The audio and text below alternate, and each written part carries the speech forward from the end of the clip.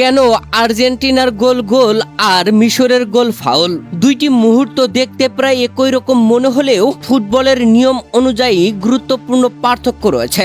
প্রথম ঘটনাটি ম্যাচের ৫৭তম মিনিটে লিসান্দ্রো মার্তিনেজ আগে থেকে বলের নিয়ন্ত্রণে ছিলেন। এরপর মিশরের খেলোয়াড় পেছন থেকে এসে তার পায়ে কন্টাক্ট করেন, যেখানে ম্যাচের ৫৮তম মিনিটে লিসান্দ্রো মার্তিনেজের কাছে এমনভাবে লিসান্দ্রো মার্তিনেজকে ফাউল করে বল টেনে নিয়ে এসে দুর্দান্তভাবে গোল আদায় করে নিয়েছিল মিশর। তবে এরপরে ভিএআর চেকে রেফারি গোলটি বাতিল ঘোষণা করেছেন।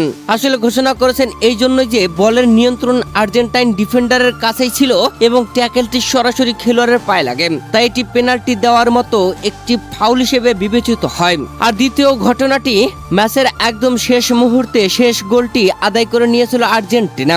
ওই সময় মোহাম্মদ সালাহ বলের নিয়ন্ত্রণ হারানোর পর হুলিয়ান আলভারেজের সঙ্গে পায়ে কন্টাক্ট হয়। আর্জেন্টিনার ডি বক্স থেকে মোহাম্মদ সালার কাছে এমনভাবে বলটি নিয়ে হুলিয়ান আলভারেজ লং পাস করেছিল, সেখান থেকে লাউতারো মার্তিনেজ ক্রস করলে এনজো ফার্নান্দেজ দুর্দান্তভাবে হেড করে গোল আদায় করে নিয়ে আর্জেন্টিনার তৃতীয় গোলটি করেছিলেন। আর এই গোলের পর মিশরের অধিনায়ক মোহাম্মদ সালাহ রেফারির কাছে আবেদন করেছিলেন তার কাছে যে বলটি নিয়েছিলেন হুলিয়ান আলভারেজ সেটা ফাউল ছিল এবং পেনাল্টি দাবি করেছিলেন। এখানে রেফারি কেন পেনাল্টি দেননি, কেন ফাউল ধরেননি, কেন গোল বৈধ ঘোষণা করেছেন?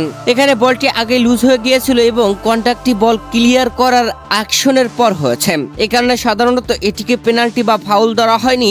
আর্জেন্টিনার গোলটিকে বৈধ ঘোষণা করেন রেফারি। প্রদর্শক, আর্জেন্টিনা বনাম মিশর ম্যাচের সবচেয়ে আলোচিত মুহূর্ত ছিল মিশরের বাতিল হওয়া দ্বিতীয় গোলটি।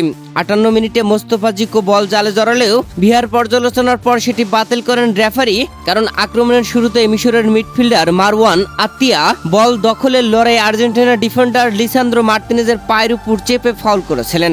আধুনিক ফুটবলের নিয়ম অনুযায়ী গোল হওয়ার আগে আক্রমণাত্মক ধাপে যদি কোনো ফাউল বা নিয়ম বহির্ভূত ঘটনা ঘটে তবে সেই গোল বৈধ থাকে না।